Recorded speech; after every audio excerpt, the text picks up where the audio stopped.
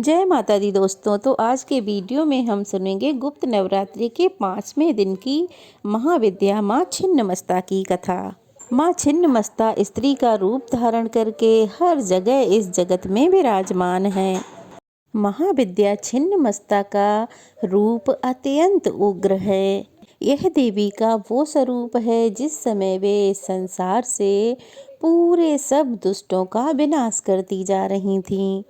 3 मुखों वाली इन महाविद्या के गले में सर्पों की माला और मुंडमाल हमेशा पड़ी रहती है। इनके खुले हुए बाल हैं, जिह्वा बाहर है।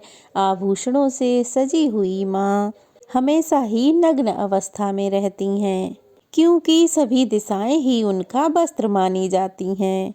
दाएं हाथ में खड्ग और बाएं हाथ में अपना कटा हुआ मस्तक लेकर माँ रहती हैं। कटे हुए मस्तक से रक्त की 3 धाराएं फूटती हैं और दोनों ओर उनकी सखियां जया और विजया खड़ी रहती हैं, जिन्हें वह रक्तपान कराती रहती हैं और स्वयं भी रक्तपान कर रही हैं। तो चलिए हम जानेंगे कि माँ छिन्नमस्ता अपना ही रक्त क्यों पीती हैं और सखियों को अपना रक्तपान क्यों कराती हैं। माना जाता है कि एक बार माता पार्वती मंदाकिनी नदी में स्नान करने के लिए गई हुई थीं। साथ में उनकी 2 प्रिय सखियां जया और विजया भी थीं। माँ को जब भूख का एहसास हुआ, इससे उनका शरीर एकदम काला पड़ गया। इसके साथ साथ उनकी सखियों को भी भूख लगने लगी। महाविद्या के साथ रहने वाली उनकी दोनों सखियां जया और विजया कोई सामान्य नहीं हैं। सख्त परंपराओं में इनका बहुत ज़्यादा महत्व बताया गया है। दोनों ने कई बार माता पार्वती को टोका और कहा, बहुत भूख लगी है, बहुत भूख लगी है, कृपया कुछ इंतजाम करिए। किंतु उस समय महामाया प्रकृति में लीन थी। मंदाकिनी में स्नान करने के बहाने पूरे जगत पर अपनी कृपा बरसा रही थीं। इसलिए उन्होंने जया और विजया की बात को अनसुना कर दिया, लेकिन जया और विजया ने उनकी बात नहीं सुनी और बार बार माता को टोकती ही रहीं।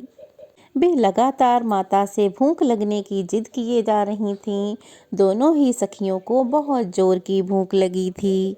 जब जया और विजया ने देखा कि उनकी बात का माता पार्वती पर कोई असर नहीं हो रहा है, तब उन्होंने कहा कि माता अपनी संतान की रक्षा करने के लिए, उनकी भूख मिटाने के लिए अपना रक्त भी पिला देती है।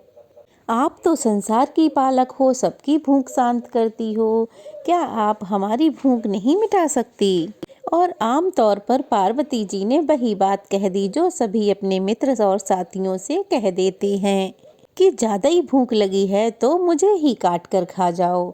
लेकिन यहाँ बात हम और आप जैसे प्राणियों की तो बिल्कुल भी नहीं थी। जया और विजया अपनी सखियों की बार बार ऐसी बातें सुनकर माँ पार्वती क्रोधित हो उठीं और वे मंदाकिनी के जल से बाहर आईं। तब उन्होंने अपने खड्ग का आवाहन किया और अपना सर स्वयं ही काट दिया।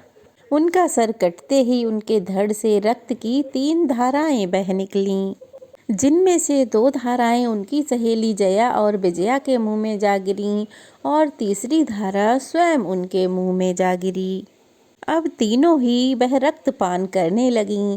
इस तरह से अपना स्वयं का रक्त पीने से माँ का शरीर और भी काला पड़ गया।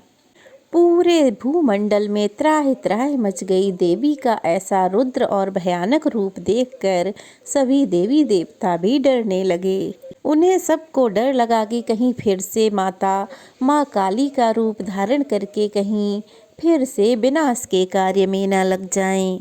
तब आखिरकार महादेव को आगे आना पड़ा और उन्होंने देवी के प्रचंड रूप को शांत करने के लिए कबंध शिव का रूप धारण किया। शिवजी के आग्रह को जगदम्बा टाल नहीं पाईं और फिर से पार्वती के रूप में लौट आईं। तो यह थी माँ छिन्नमस्ता की व्रत कथा। तो चलिए अब जान लेते हैं वह मंत्र जो माँ छिन्नमस्ता की पूजा करते समय जाप करना चाहिए। मंत्र इस प्रकार से है। बैरोचन्ने चा विद्महे छिन्नमस्ताये चा धीमहि तन्नो देवी प्रचोदयात्। बोलो माँ छिन्नमस्ता की जय। तो यह थी माँ छिन्नमस्ता की कथा और पूजन मंत्र। कैसा लगा कमेंट बॉक्स में ज़रूर बताइएगा। अच्छा लगा हो तो वीडियो को लाइक करके शेयर कीजिएगा और अगर नए हैं तो प्लीज़ चैनल को सब्सक्राइब कीजिएगा। जय माता दी।